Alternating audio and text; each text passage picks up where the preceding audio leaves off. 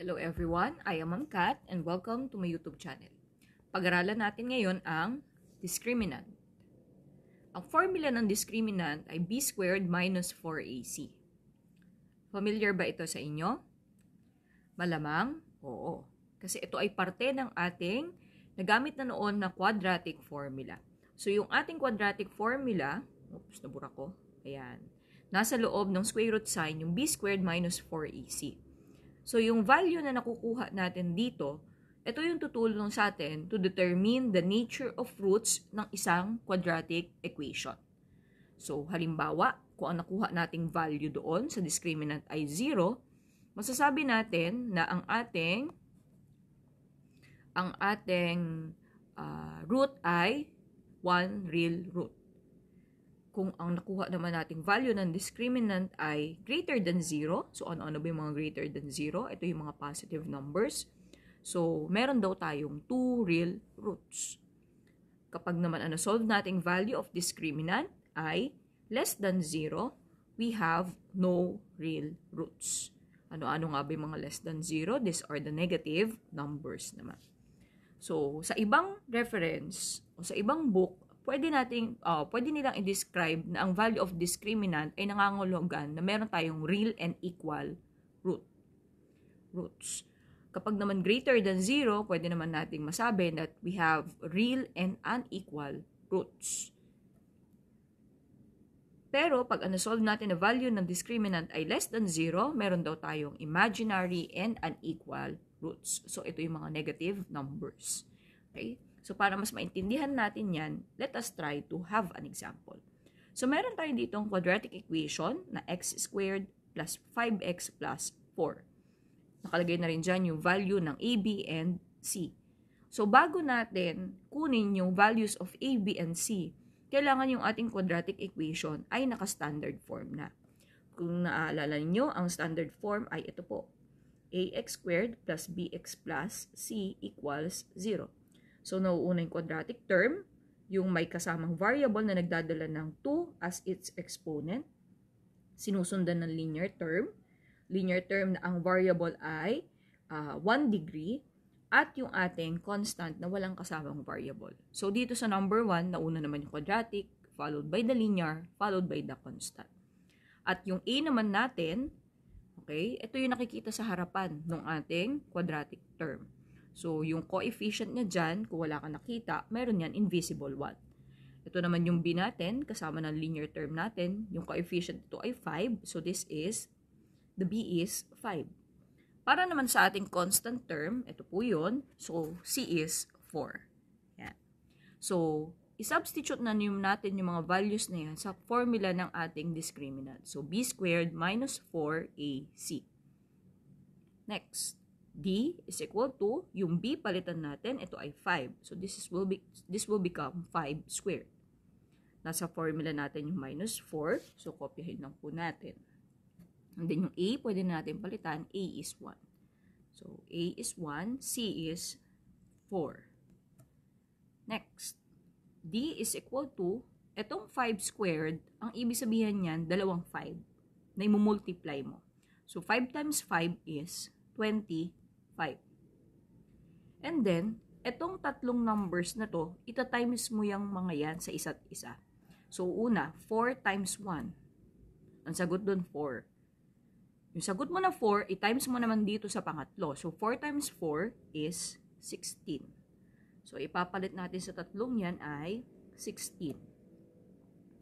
Next, d is equal to 25 minus 16 is 9. So, kung ang ating discriminant ay 9, ito po ay greater than 0. At kung babalikan natin kanina, kapag greater than 0, we have real and unequal roots, or pwede na natin sabihin, we have 2 real roots. Ayan. Let's have another example. So, negative 4x squared plus 12x minus 9 equals 0. So, in this case, meron ulit tayong quadratic equation na nakaayos na into standard form. So, pwede na natin kunin ang a, b, and c. So, a is, ito nasa harapan, negative 4. B is 12. C is, ito yung 12. C is negative 9. Isasama po natin yung minus na yon, magiging negative na yon, or sign ng ating constant. Ngayon, using the formula b squared minus 4ac, this will become, yung b palitan natin, so 12 na siya ngayon, squared. Nasa formula natin yung minus 4, so copy lang natin. Palitan ng a, gawing negative 4. Palitan ng c, gawing negative 9. Next, d is equal to 12 squared. Ibig sabihin yung dalawang 12. So, 12 times 12 is 144. Pero, kung titignan nyo itong mga to, imumultiply natin yung tatlo na yan. Kapag may isang negative ka lang na nakita, negative ang sagot. Pero pag may dalawang negative na multiply sa isa't isa, nagiging positive. Pero in this case, tatlo sila. So, ito po ay magiging negative. And then, 4 times 4, 4, ito ha, 4, 4, yan, 16 na po yan. Tapos yung pangatlong number natin, so this is now 16 times, ayusin natin, 9. So, ang sagot sa 16 times 9 naman ay 144. So, pag tinimes mo yung tatlo, ito na yung kalalabasan.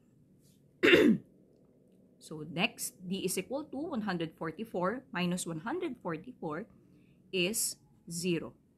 Discriminant daw natin ngayon ay 0. So, balikan lang natin yung table natin kanina. So, if the discriminant is 0, then the roots are real and equal. So, kung parehas lang naman ang ating roots, we have one real root. Yan. So, ang description natin dito, ang solution daw na itong quadratic equation na to ay meron siyang one real root. Next, number 3. X squared minus 3x plus 5 equals 0. So, let us determine again the values of A, B, and C. So, nagkataon na yung 3 natin, naka-standard form na naman siya. But there are cases na hindi yan naka-standard form. So, ang gagawin lang po natin, lilipat natin yung mga terms para maging maayos siya.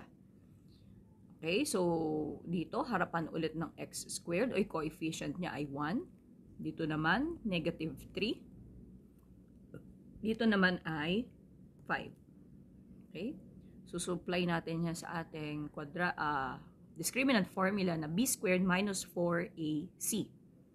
So, d is equal to, ang ating b ay negative 3. So, negative 3 squared.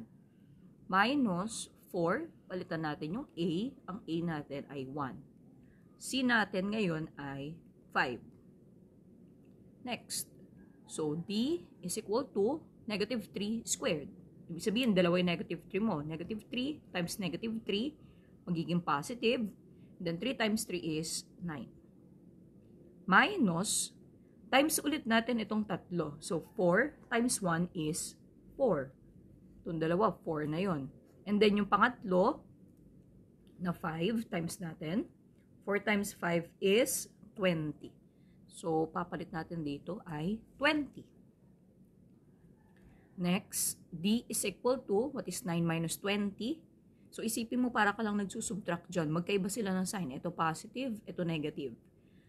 So, mag-subtract ka pag magkaiba ng sign. 20 minus 9 is 11. Pero dahil mas marami ang negative, negative po ang masusunod.